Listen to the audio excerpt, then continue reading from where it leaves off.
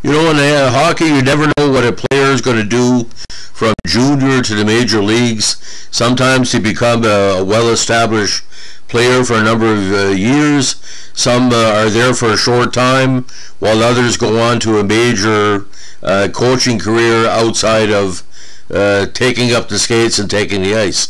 Now, Trevor Steinburg is an interesting case because his last name is a very famous or version of a Quebec grocery store that kind of went under in the last recent years.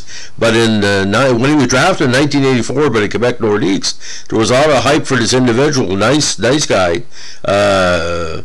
He was born actually in Moscow, but not in Moscow, Russia. Moscow, Ontario.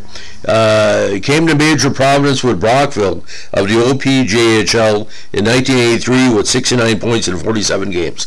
In 84 with Guelph, he put up 33 goals in 65 games, which led him to be drafted number 15th overall by the Nordiques in the first round. Now, he was the OHL Ferguson Award recipient in 1983 as Guelph's top draft pick. And he broke a record with Brockville in 83 by scoring 5 goals in one game, which he shares. Now, he was ranked by NHL Central Scouting Bureau as a number 13 overall prospect for the 84 draft.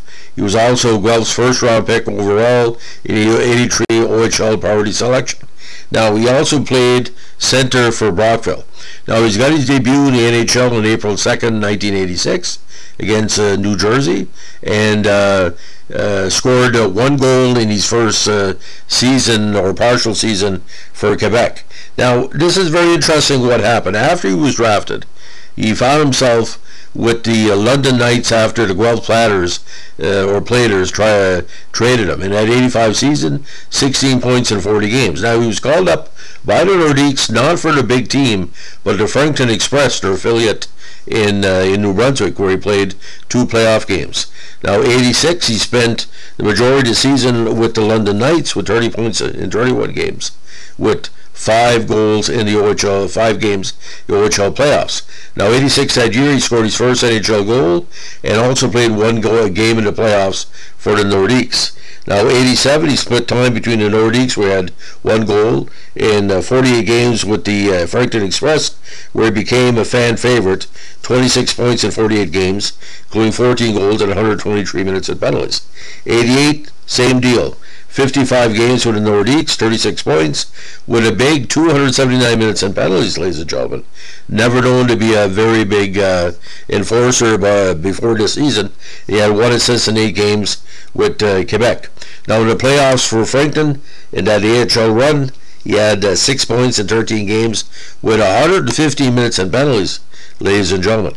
Now, 89, again, more of a chance for Quebec. His last chance, pretty much, in the major leagues. He had 9 points in 55 games, 125 minutes and penalties. Now, in 1990, he also played 11 games with their shifted affiliate, the Halifax Citadels, with 6 points. 11 contests. Now, 91, 23 points in 41 games, 16 goals, and then the AHL for the next 3 seasons with New Haven, Springfield for 2 campaigns. In those seasons, he had nearly 600 minutes and penalties, despite some really good offensive numbers, 39, 34, and 14 points, 17, 14, and 4 goals. Now, I've never known Steinburg to be anything but a very talented skater, but again, the role he was playing, he was there to protect his fellow players and also get points when need be. So a good, a good guy to have around to protect everybody, including himself. Now, final NHL totals: 4 goals, 10 assists for 14 points. Now, here where it gets quite interesting, ladies and gentlemen. He decided to go into the assistant coaching and head coaching ranks. He was eventually named Dalhousie of the AUAA at the time, assistant coach prior to the 96 season, and remained that position for the year. He then was named East Hants MAJHL head coach prior to the 97 season and stayed there for the campaign. Then, the big break. He was named St. Mary's head coach prior to the 98 season and has remained there for a number of years. For over 2 decades, he's been probably one of the most respected OUS coaches that the league has ever seen. He was CIA Coach of the Year in 98 and 99 for St. Mary's. AUAA Coach of the Year, again 98 and 99 for St. Mary's, and the MJHL or MAJHL Coach of the Year in 97 for East Hands. Now, his road to AUS or AUAA, as it was called at the time, was very interesting. Now, when he broke in, he wore number 18 in Quebec's training camp and impressed a lot of people. And again, he was called up again to the NHL for his first time after his junior team was eliminated from the 86 OHL playoffs. Now, he scored a goal on his first shot, on his first shift, in his first NHL game. His goal bet New Jersey goaltender Alain Chevalier just 32 seconds into the first period to open the scoring in the game. New Jersey went on to win 6-5. Now, injuries were kind of hampering his early career. He missed part of the 89 season with a sprained left ankle, suffered during Quebec's October 9, 88 game versus Minnesota. Now, he did not return for 2 weeks. He also missed part of the 89 campaign with a sprained right shoulder, which occurred on November 13th, and he was out for a month. Now, he eventually signed with Hartford as an unrestricted free agent on October 6, 92, but never played for the Whalers. I think he would have helped Hartford quite a bit in that playoffs in 86 when he played Montreal, but it was never meant to be.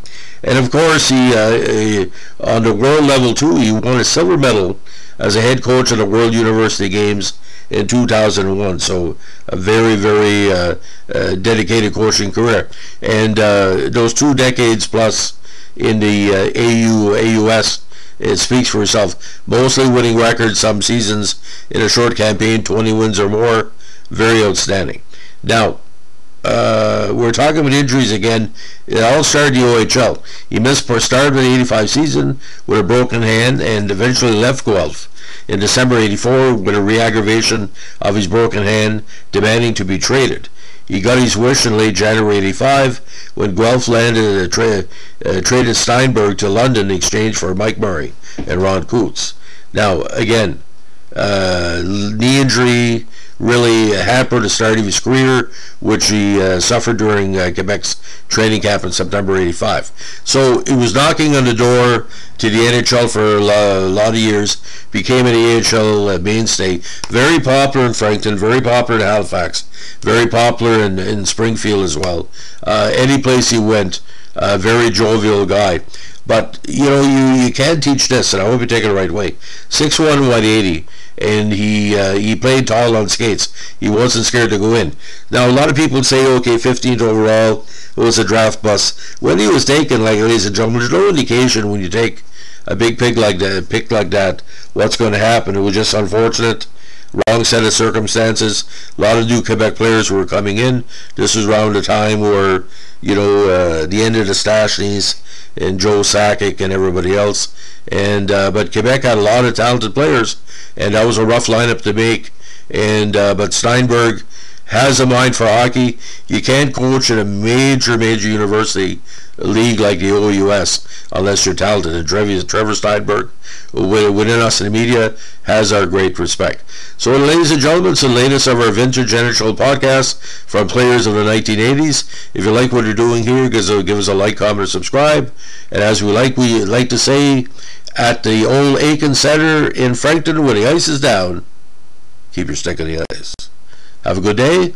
Bye.